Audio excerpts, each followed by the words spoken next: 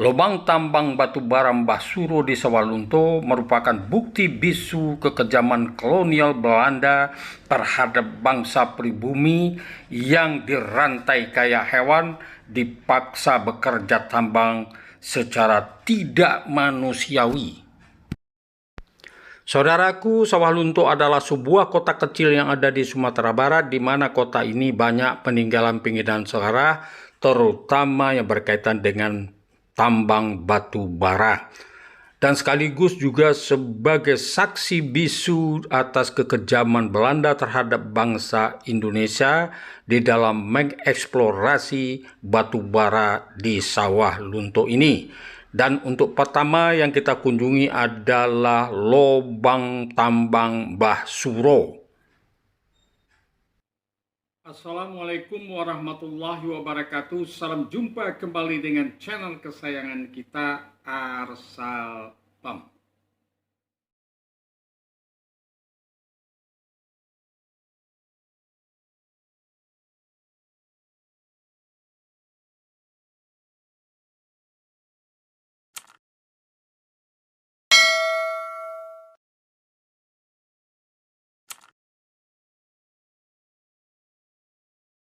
Kita berada sekarang ini di Galeri Infobox. Di sini juga terdapat lubang Mbah Suro yang terkenal, yang melegenda di pertambangan Ombilin Sawalunto pada waktu zaman Belanda.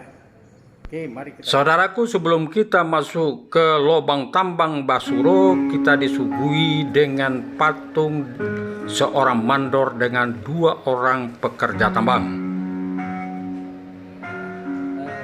Mengawasi para tahanan yang menggali lubang di tambang batu bara, yang mana para buruh itu adalah orang-orang narapidana yang dirantai, makanya disebut dengan orang rantai, Pak. Nah, jadi sebelum mereka datang ke tambang, mereka itu dimasukkan ke tahanan pakai rantai, datang jam 4 pagi udah ada di tambang. Saat dia masuk tambang, rantainya baru dilepas, dan para jimat atau tanda pengenal seperti nomor yang di atas tadi dititipkan kepada seorang mandor. Itu untuk mengaksennya ketika dia masuk ke tambang dan keluar dari bulan batu bara sementara. Ketika sudah ditambang oleh para buruh tadi, ditaruh sini dan nanti akan diambil oleh secara manual dengan tunggangan sapi atau kuda. Orang rantai adalah sebutan bagi pekerja tambang di Sawalunto. Mereka dikirim dari berbagai daerah Hindia Belanda, dibawa ke Sawalunto dengan kaki, tangan, leher yang diikat dengan rantai. Mereka dipaksa bekerja sebagai kuli tambang, dalam bahasa Belanda disebut dengan ketingganger atau orang rantai. Orang rantai ini terdiri dari tahanan kriminal sampai ke tahanan politik. Saudaraku, inilah dia rantai tangan, gembok, dan jimat.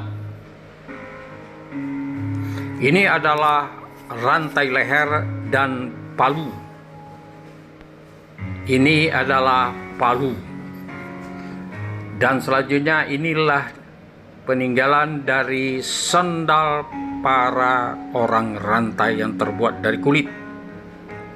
Para orang rantai itu dibuatkan penjaranya. Inilah dia penjaranya, dan penjara ini masih bisa kita lihat puing-puingnya sekarang di Sawalunto.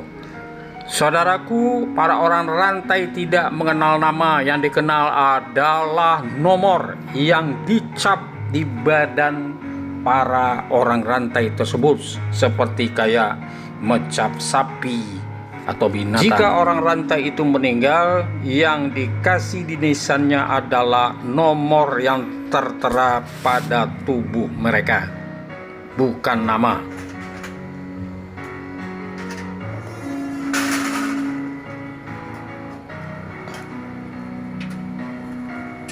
Sekarang kita akan masuk ke lubang Mbah Suro.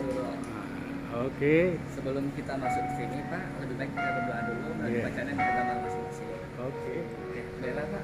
Ini lubang tambang Mbah Suro, yang mana lubang ini sebagai ventilasi dari Lunto 1, Pak.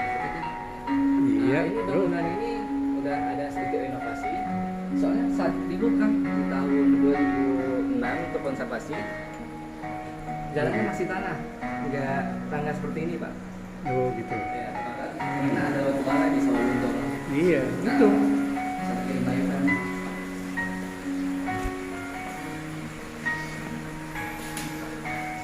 Di sini ada sedikit rembesan air dikarenakan di sebelah lubang tambang ini adalah sungai. Oh, Di kita samping berarti ini di bawah- sudah sungai pak. di bawah kita berada di bawah Sungai. aliran sungai ya. Ya, Wah, jadi ada rembesan di air sungai. lubang ini. Lubang ini ditambang pada tahun 1898 1898. dan diakhiri pada tahun 1930-an pak sama Belanda. Dikarenakan tidak bisa mengatasi lagi rembesan air ini tadi. Iya. Nah, Jadi kalau masih ditambang ini masih ada kali ya. masih ada pak, itu masih Oh, ada. batu baranya. Tapi takutnya kalau tambang sekarang batu baranya akan itu level 2 sudah dilumuri dengan air. Untuk mengantisipasi kami itu menyiapkan pompa air. Nah, di sini sengaja kami tutup untuk para pengunjung dikarenakan di sini adalah kawan longsor pak, Oh iya. longsor dan pipa gas. Panjang 30 meter ini fungsinya apa dulu? 100 pak. 100 meter. Ya, panjang 30 sampai sini dari atas ke bawah 30 meter. Ini batu bara yang masih asli bisa kita lihat pak. Oh, iya. Ini karena ditutupi lapisan asam, jadi dia akan memungkinkan ini pak. Padahal dia batu bara dia. Padahal Iya. ini batu bara. Nah, ini salah satu renovasi dari kami pak, membuat fondasi supaya aman untuk para pengunjung. Oh, iya, iya. Nah, yang mana batu bara di sini termasuk kualitas terbaik di dunia Waktu zaman dulu itu sampai sekarang. sampai sekarang. Ya, karena kandungan 7.000 sampai 9.000 kalori.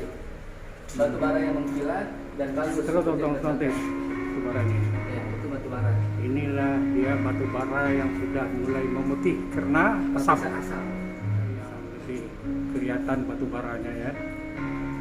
Kelihatan belum banyak Batu kurang. bara terbaik di dunia. 7.000 sampai 9.000 kalori. Ya, ini salah satu foto dokumentasi para buruh dan mandor, Pak. Nah, kalau dulu fondasinya masih menggunakan kayu.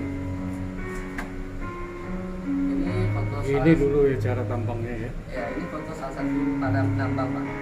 Yang mana para penambang ini nggak disediakan pengaman untuk bertambang, nggak pakai helm, nggak pakai baju dan nggak pakai sandal atau sepatu.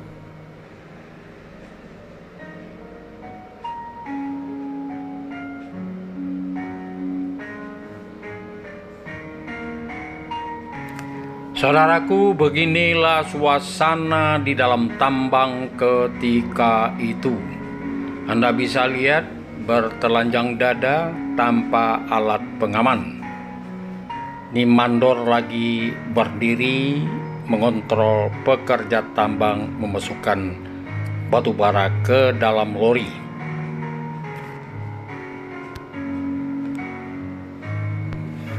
Sekarang mari kita lihat ruang peristirahatan dari buruh orang rantai ini. Oh iya iya. Lori itu tidak bisa dihentikan secara otomatis. Jadi ketika para buruh tidak bisa menghindar, maka kakinya akan putus atau akan terlindas sama lori.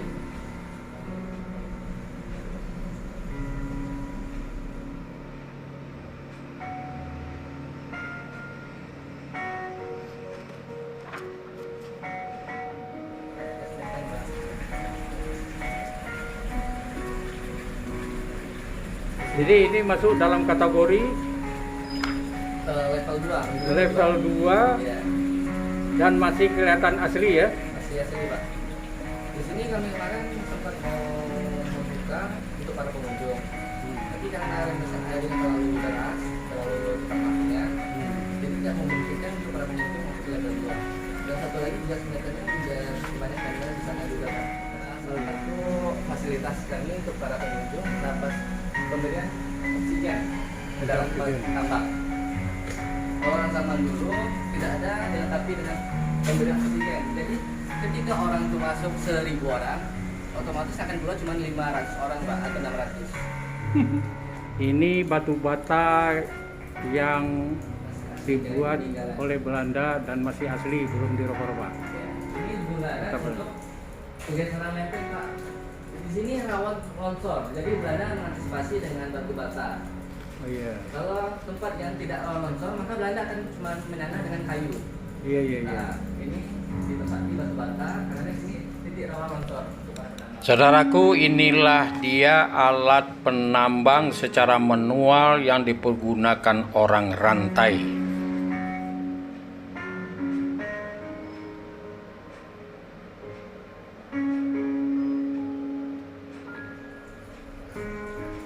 Sekarang saya berada di lubang Basuru yang terkenal pada zaman Belanda waktu tambang batu bara, Undin Sawalunto lagi jaya-jaya.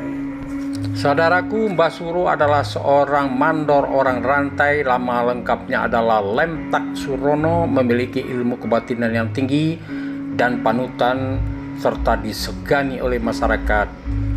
Dan dia meninggal pada tahun 1930, dimakamkan di makam orang rantai di Sawalunto.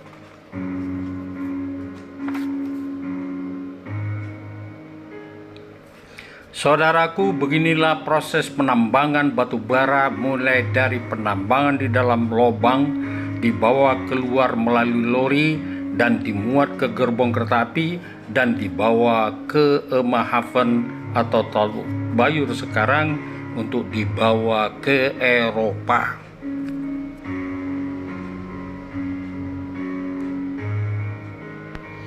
Saudaraku, sebagai tambahan informasi bagi kita semua bahwa terowongan yang dibuat dari Sawalunto sampai Muaro Kelaban juga melibatkan tenaga orang rantai, sebagaimana juga di dalam tambang batu bara. Panjang dari terowongan ini adalah 825 meter.